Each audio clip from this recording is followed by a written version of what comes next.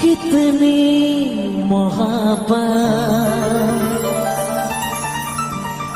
है मेरे दिल में, कैसे बताऊं उसे, कैसे बताऊं उसे। दीवानगी ने पागल किया है, कैसे दिखाऊं उसे, कैसे दिखाऊं उसे। मिटाने से भी ना मिटेगी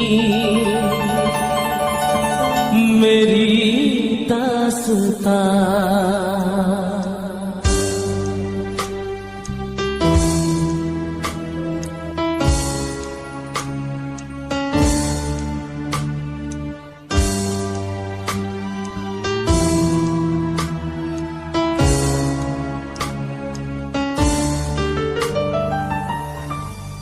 ओ हो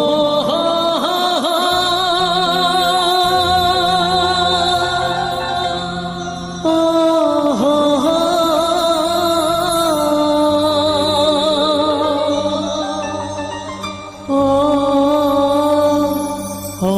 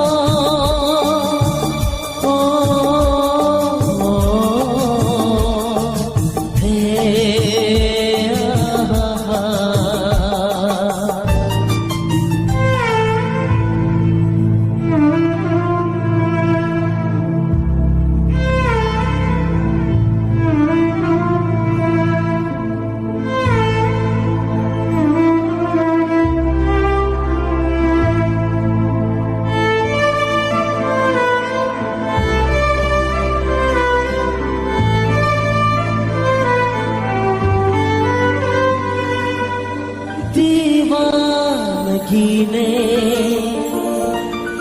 पागल किया है, कैसे दिखाऊं उसे, कैसे दिखाऊं उसे। मिटाने से भी ना मिटेगी। गोविंदा जी और शक्ति जी कुछ भी कहें उससे पहले गोविंदा जी और शक्ति जी के लिए जोरदार तालियां। क्या बात है, आउटस्टैंडिंग। क्या एक से एक legendary performances, legendary films, legendary songs, historic, unbeatable.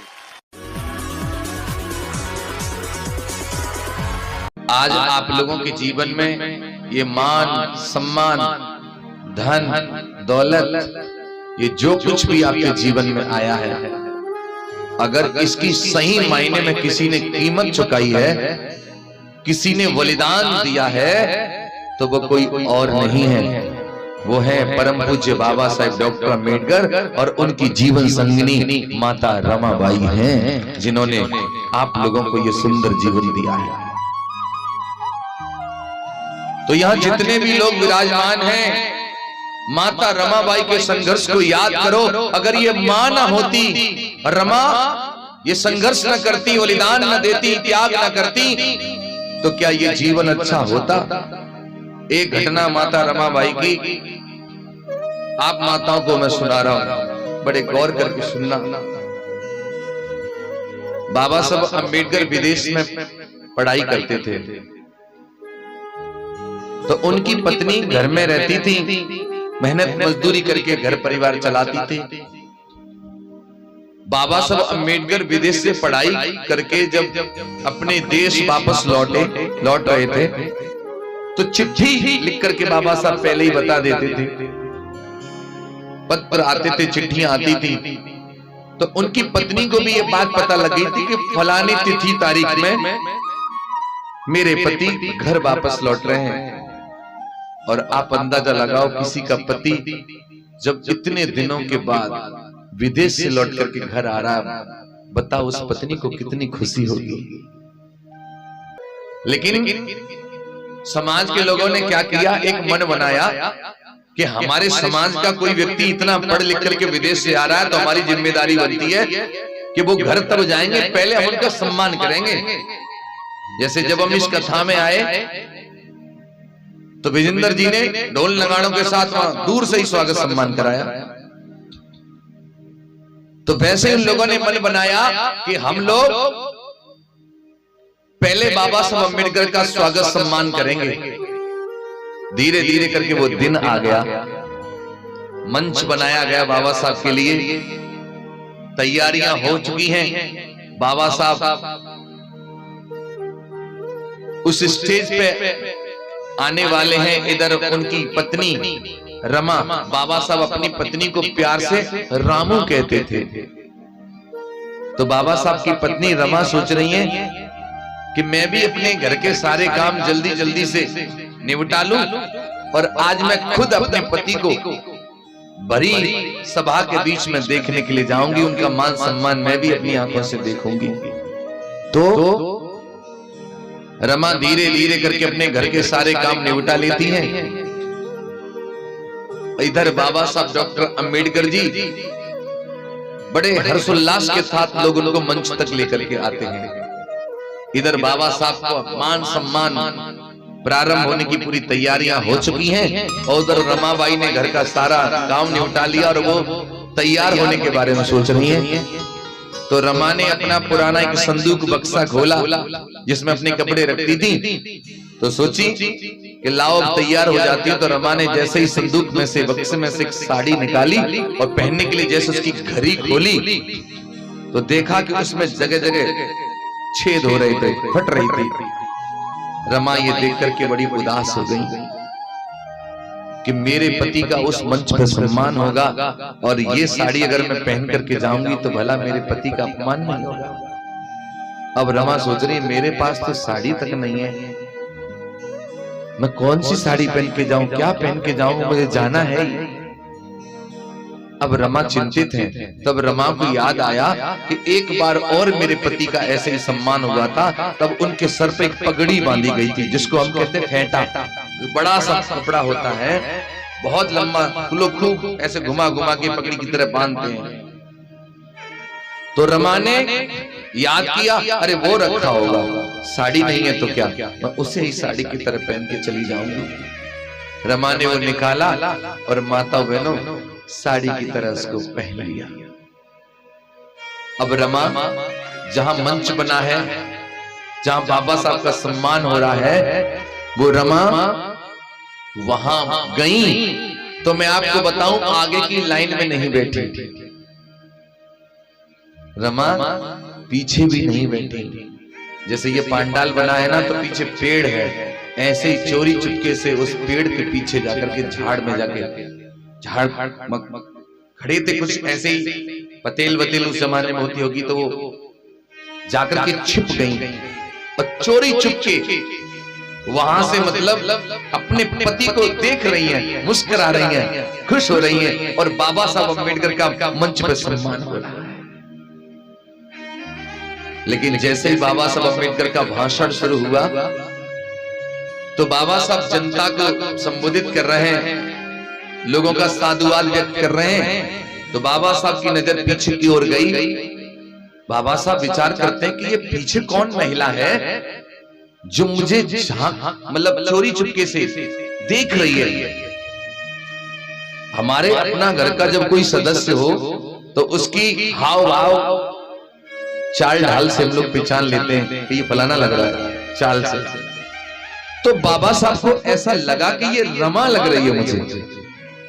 बाबा साहब का दिल नहीं माना तो बाबा साहब मंच से नीचे उतर के गए और जैसे ही वहां पहुंचे करीब जाकर के, और जैसे ही बाबा साहब ने जाकर के देखा तो कोई और नहीं था, बाबा साहब की पत्नी रमा थी, रामू थी।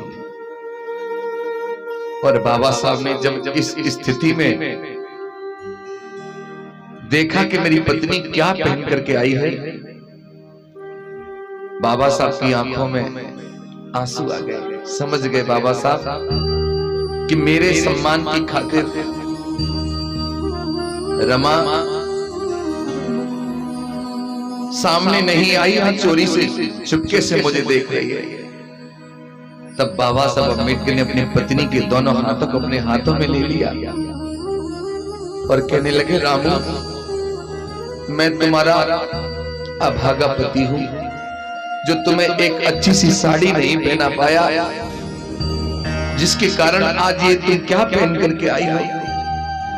जैसे ये बात बाबा साहब ने कही, एकदम रमा ने अपनी उंगली साहब के ओठों पर रख दी और कहा कि सब कुछ कहना साहब जी, लेकिन ये मत कहना क्या आप एक अभागे पति हैं। आप ये मत कहना कि आप मेरे को अच्छा जीवन नहीं दे पाए। साहब जी, आपने तो बहुत कुछ दिया है मुझे। बाबा साहब कहने लगे, रामू। नमस्ते सर, नमस्ते मैम, स्वागत करते हैं एक नए वीडियो में। हमें और हमारे जैसे दलित समाज के लोगों को डॉक्टर भीमराव अंबेडकर जी से क्या सीखना चाहिए, चलिए इस वीडियो में जानते हैं और उनसे कुछ सीखने की कोशिश करते हैं। हमारे दलित समाज के मसीहा डॉक्टर भीमराव अंबेडकर जी से हमें मुख्य रूप से 3 या 4 बातें सीखनी चाहिए। जबकि भीमराव अंबेडकर जी ने अपने जीवन में जो भी कुछ सीखा 3 व्यक्तियों से सीखा। उन 3 व्यक्तियों के नाम बुद्ध से सीखा, कबीर से सीखा, ज्योतिराव फूले से सीखा, और यह सच बात है कि वह अपनी माँ भीमाबाई से बहुत कुछ सीखा, क्योंकि उनकी माँ ने ही सिखाया था कि बेटा कभी किसी से लड़ाई मत करना, बस पढ़ना। और डॉक्टर भीमराव अंबेडकर का लाइफ का सबसे टर्निंग पॉइंट यह था कि उनकी माँ की मृत्यु हो रही थी, तब कोई वैद्य ने उनके घर पर नहीं आया था, क्योंकि वह एक अछूत महिला थी। और तब भीमराव जी को यह लगा कि मेरी माँ जिस भी रोग से मरी वे तो चलो एक शारीरिक रोग था, पर यह समाज तो मानसिक रूप से ग्रस्त है, सबसे पहले इसका इलाज ढूंढना होगा। और भीमराव अंबेडकर जी ने इस रोग का इलाज करते हुए अपना जीवन कुर्बान कर दिया। और आज भी हमारे समाज में ऐसे कुछ लोग हैं जो कि उसी सोच और उसी मानसिक रोग से ग्रस्त हैं। डॉक्टर भीमराव जी से हमें और आपको क्या सीखना चाहिए? मैं तो अपने हिस्से का सीख रहा हूँ, पर आपको क्या सीखना चाहिए? हमारे इस दलित समाज में क्या सीखना चाहिए? देखिए, इस समाज में जितने भी वंचित समुदाय, जितने भी हम अधिकांश लोग आते हैं, आप सबको समानता की स्थिति में आना चाहिए। हमारे भीमराव अंबेडकर जी ने बड़ा ही सुंदर संविधान लिख कर गए और उस संविधान में एक हिस्सा मूल अधिकारों का है। और बहुत इंटरेस्टिंग बात यह है कि हमारे संविधान में मूल अधिकारों में सबसे पहले अधिकार समानता का है, न कि स्वतंत्रता का, क्योंकि समानता जरूरी है। अनुच्छेद 14, 15, 16, 17, 18 5 अनुच्छेद हैं जिनमें समानता की पूरी तरह से साबित करने का प्रयास किया गया है, और इसका भी किसी रूप में आचरण वर्जित और दंडनीय होगा। और डॉक्टर भीमराव अंबेडकर अपने मरने के 1 साल पहले दबाव डालकर 1955 में छुआछूत अधिनियम अपराध भी पास करा लिया, और जिसके तहत छुआछूत को अपराध घोषित किया गया। और डॉक्टर भीमराव अंबेडकर जी हमें और आपसे क्या सीखना चाहिए? डॉक्टर भीमराव अंबेडकर जी ने कहा था कि शिक्षा वह शेरनी का दूध है, जिससे जो पिएगा वह दहाड़ेगा, इसलिए बिना शिक्षित हुए आप कुछ भी नहीं कर सकते। और यहाँ तक कहा कि अगर हमारे पैर में जूते हो या न हो, किताब हाथ में जरूर होनी चाहिए, क्योंकि इस जीवन में अगर आप चाहते हैं कई जीवन के बराबर जिंदगी, इसका बस एक ही रास्ता है कि किताबें और पढ़ाई। इसका एक ही खुद उदाहरण बाबा साहब हैं। और हमारे समाज के पास न ही इतना पैसा है, न ही इतनी ताकत है, न ही इतना रसूल, न ही इतना जायदाद और पॉलिटिकल ताकत। जिन समुदाय परिवारों के पास इस चीजों की ताकत नहीं होती, उनके पास बस एक ही रास्ता बच जाता है और वह शिक्षा और पढ़ाई। जय भीम, जय भारत, जय संविधान।